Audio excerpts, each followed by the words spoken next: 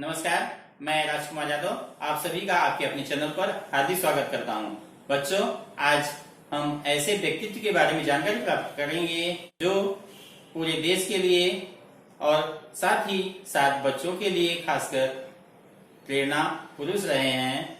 उनका नाम था लाल बहादुर शास्त्री जी, जिनका जन्म 2 अक्टूबर 1904 को मुगल सराय उत्तर प्रदेश में हुआ था। इनके पिताजी का नाम शारदा प्रसाद श्रीवास्तव तथा माताजी का नाम रामदुलारी था। इनके पिताजी प्राथमिक विद्यालय में अध्यापक थे। वे ईमानदारी के लिए प्रसिद्ध थे। कुछ दिनों के बाद वे इलाहाबाद के आयकर विभाग में कार्यरत हो गए। जब लाल बहादुर शास्त्री की उम्र 1 वर्ष थी तब इनके सर से पिताजी का साया उठ गया। घर पर देखने वाला कोई नहीं था। माताजी ने इन्हें अपने पिताजी के यहाँ अर्थात लाल बहादुर शास्त्री को अपने नाना के यहाँ आकर रहना पड़ा। वहां पर इनकी माता ने लाल बहादुर शास्त्री तथा 2 पुत्री को खिलाया पिलाया और बड़ा किया। प्राथमिक कक्षा की पढ़ाई उनकी वहीं पूरी हुई। चिलचिलाती धूप में भी वे पैदल नंगे पैर विद्यालय जाया करते थे। इसके बाद अगली पढ़ाई वे वाराणसी आके पूरा किए, जहां पर उन्हें नदी पार करके विद्यालय जाना पड़ता था। विद्यालय जाने के लिए नदी पार करना जरूरी होता था और नदी पार करने के लिए उनके पास पैसे नहीं हुआ करते थे। वे उस नदी को तैरकर पार करते थे और विद्यालय नियमित रूप से जाया करते थे। एक बार की बात है, कुछ बच्चे मेला देखने के लिए जाने वाले थे। वे लाल बहादुर शास्त्री को भी ले जाना चाहते थे। वे उनके घर पर आए और लाल बहादुर को मेले में जाने के लिए कहने लगे। लाल बहादुर शास्त्री ने माता से पूछा, लेकिन माँ ने कहा मेरे पास पैसे नहीं हैं, बहुत कम पैसे हैं। बच्चे मान नहीं रहे थे। उनके आगे लाल बहादुर अपनी माँ को मनाने की कोशिश कर रहे थे। वे बच्चे उन्हें लेकर ही गए और जब वे मेला देखकर लौट रहे थे उस समय लाल बहादुर शास्त्री जी ने उन बच्चों से कहा कि आप लोग नाव से चलो, मैं थोड़ा सा और मेला देखूंगा, इसके बाद आऊंगा। पता है बच्चों उन्होंने क्यों कहा? उनके पास नाव में जाने के लिए पैसे नहीं थे। उन बच्चों ने लाल बहादुर शास्त्री से कहा कि हम पैसा दे देंगे, लेकिन लाल बहादुर शास्त्री स्वाभिमान के बहुत पक्के थे। उन्हें यह स्वीकार नहीं था कि लोगों के पैसे से मैं नाव पर अपने घर वापस जाऊं। वे बच्चों को बिना बताए उन्होंने कहा कि मुझे और मेला देखना है, आप लोग जाइए। जैसे ही नाव वो लोग उन बच्चों की आगे की ओर बढ़ी, कुछ दूर गई थी कि लाल बहादुर शास्त्री ने अपने कपड़े उतारे और सर पे बांध लिया और नदी में कूद पड़े। कपड़े को गीले होने से बचाने के लिए उन्होंने सर पर बांध लिया था। जैसे ही बीच नदी में आए हुए एक नाविक नाव लेकर जा रहा था। नाविक ने कहा, बेटा आ जाओ, मैं तुम्हें उस पार छोड़ देता हूं। उसे लगा कि वह डूब रहा है, क्योंकि नदी उफान पर थी। बहुत ही भय लग रहा था उस नाविक को। लेकिन लाल बहादुर शास्त्री ने कहा, नहीं, मैं नाव से नहीं जाऊंगा, मैं तैर के ही निकल जाऊंगा। जब वे बच्चे गांव में पहुंच गए, कुछ ही देर के बाद लाल बहादुर शास्त्री भी अपने घर सुरक्षित रूप से पहुंच चुके थे। ऐसे थे लाल बहादुर शास्त्री जी। मात्र 17 वर्ष की अल्प आयु में ही वे महात्मा गांधी के आंदोलनों से जुड़ गए। आंदोलन में भाग लेने के कारण उन्हें जेल भी भेजा गया, परंतु कम उम्र होने के कारण उन्हें छोड़ दिया गया। लेकिन वे चुप नहीं बैठे। लाला लाजपत राय द्वारा बनाई गई एक सोसाइटी जिसका नाम था servant of the people society, उससे वे जुड़ गए।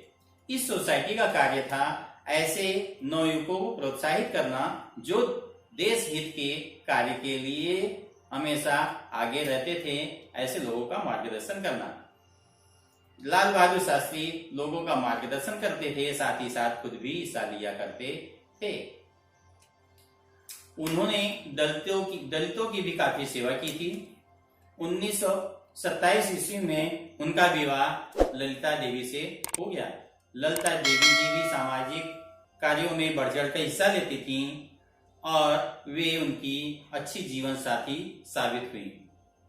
लाल बहादुर शास्त्री का नाम लाल बहादुर इसलिए रखा था कि उनकी माताजी चाहती थी कि वे हर कदम पर बहादुर बन सकें। उन्होंने विपरीत परिस्थितियों में भी हिम्मत नहीं हारी और धैर्य से सामना किया। किसी भी विषम परिस्थिति में वे कभी भी घबराते नहीं थे। एक बार की बात है, जब वे जेल में थे तो उन्हें सूचना मिली कि उनकी पत्नी को टीबी हो गई है। फिर भी वो घबराए नहीं। उन्होंने पत्नी को ढाढ़स बंधाया और हिम्मत से काम लेने के लिए कहा। हद तो तब हो गई जब वे जेल में थे और उन्हें सूचना मिली कि उनकी पुत्री बहुत ज्यादा बीमार हो चुकी है। बीमारी इतनी बढ़ चुकी थी कि उसके बचने का भरोसा नहीं था। यह सूचना लाल बहादुर शास्त्री को मिली। वे जेल से छूटकर अपनी लड़की से मिलने जाना चाहते थे, परंतु जिलाधिकारी ने उन्हें एक शर्त रख दी कि आपको छोड़ा जाएगा पैरोल पर, परंतु आप किसी आंदोलन में हिस्सा नहीं लेंगे। यह बात लाल बहादुर शास्त्री को मान्य नहीं थी, क्योंकि वे ईमानदार थे, नियम के पक्के थे। परंतु जिलाधिकारी को उनकी आगे घुटने टेकने पड़े और उन्होंने कुछ दिनों के लिए पैरोल पर लड़की को देखने के लिए जेल से छुट्टी दे दी। लेकिन दुर्भाग्य यह था कि जैसे ही वो घर पहुंचे, उनकी लड़की इस जहां को हमेशा हमेशा के लिए छोड़कर चल चुकी थी। यह देखते हुए लाल बहादुर शास्त्री को बहुत तकलीफ हुई। यह आखिरी इच्छा भी उनकी पूरी नहीं हो पाई, लेकिन उन्होंने जेल के नियम का पालन किया और समय पर पुनः जेल में पहुंच गए थे। 1930 में गांधी जी ने सविनय अवज्ञा आंदोलन की शुरुआत की, जिसमें वे बढ़ चढ़ कर हिस्सा लिए और 1930 से लेकर 1945 तक अर्थात 15 वर्षों में वे 9 वर्ष तक जेल में रहे। आजादी के बाद 1947 में शास्त्री जी उत्तर प्रदेश के गृह मंत्री बने और उन्हें कांग्रेस कमेटी का सचिव नियुक्त। 1952 में तत्कालीन प्रधानमंत्री जवाहरलाल नेहरू ने उन्हें केंद्रीय मंत्रिमंडल में रेलवे और परिवहन मंत्री के रूप में नियुक्त किया। रेल के तृतीय श्रेणी के डिब्बों के यात्रियों को अधिक से अधिक सुविधा प्रदान करने के लिए लाल बहादुर शास्त्री के योगदान को भुलाया नहीं जा सकता। आंध्र प्रदेश में भयानक रेल दुर्घटना की जिम्मेदारी लेते हुए उन्होंने उस रेल मंत्री पद से त्यागपत्र दे दिया। जब जवाहरलाल नेहरू की मृत्यु हुई तब उन्हें प्रधानमंत्री बना दिया गया। वह समय ऐसा था कि देश में अनाज की कमी थी तथा पाकिस्तान ने आक्रमण कर दिया था।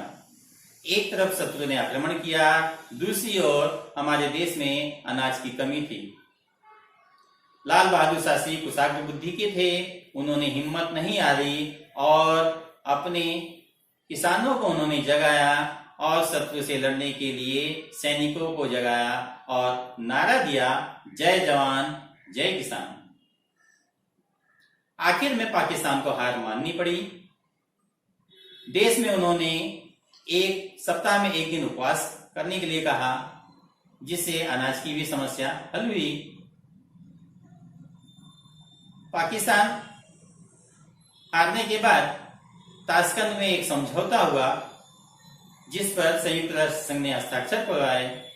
वह समझौता होने के बाद जब वे भारत की ओर लौट रहे थे कि उन्हें उनका दिल का दौरा पड़ा और एक प्रेरणा पुरुष हम लोगों के बीच से सदा सदा के लिए भारत माता की गोद में 10 जनवरी 1966 को हमसे विदा हो गया।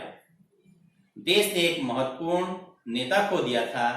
उन्होंने बड़ी सादगी, ईमानदारी के साथ अपना जीवन जिया और हम सभी देशवासियों के लिए एक प्रेरणा स्रोत बने रहे।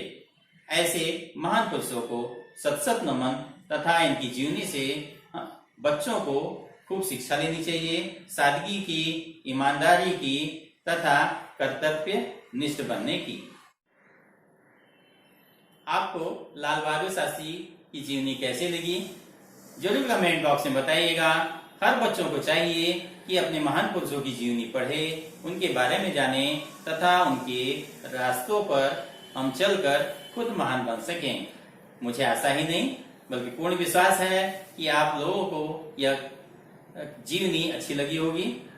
यदि आपको जीवनी अच्छी लगी हो तो लाइक कीजिएगा, शेयर कीजिएगा। यदि चैनल पर नए हो तो सब्सक्राइब कीजिएगा। पुनः अगले वीडियो में आपसे मुलाकात होगी। तब तक के लिए